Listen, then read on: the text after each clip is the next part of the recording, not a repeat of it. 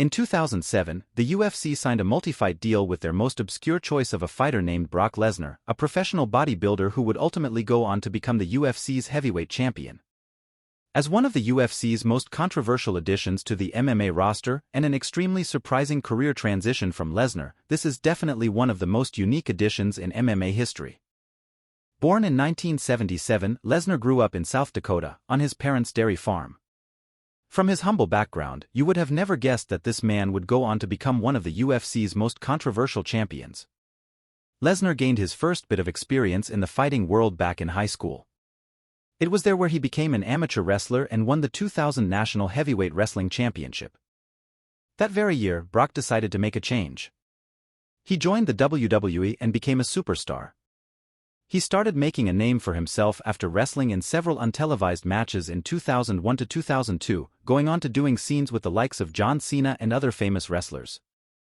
But when WWE became something no longer in Brock's interest, due to the amount of traveling done during it, something Lesnar did not enjoy. The decision was made to join the UFC after a brief flirtation with the idea of joining the NFL. The fans of the UFC were not happy about this. The viewpoint at the time was that a professional bodybuilder with very little fight experience had no place in the octagon, and that he would quickly realize it doesn't just take muscle to win fights. Pat McAfee even talked about the hate on his show during his interview with Brock Lesnar.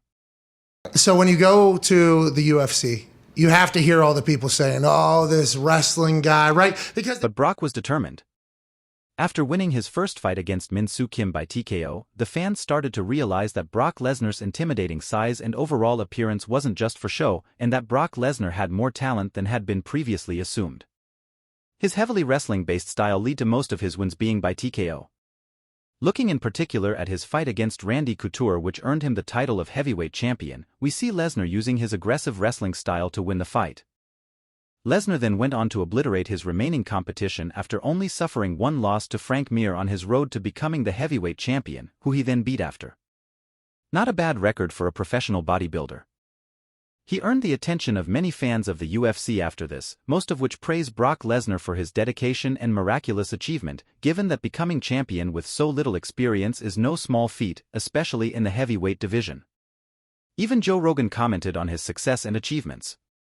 He gets enough credit for what I think a lot of people say, oh, he was so big, and he was this and that, and he did steroids, and there's all these excuses. Like, you don't understand what that guy did.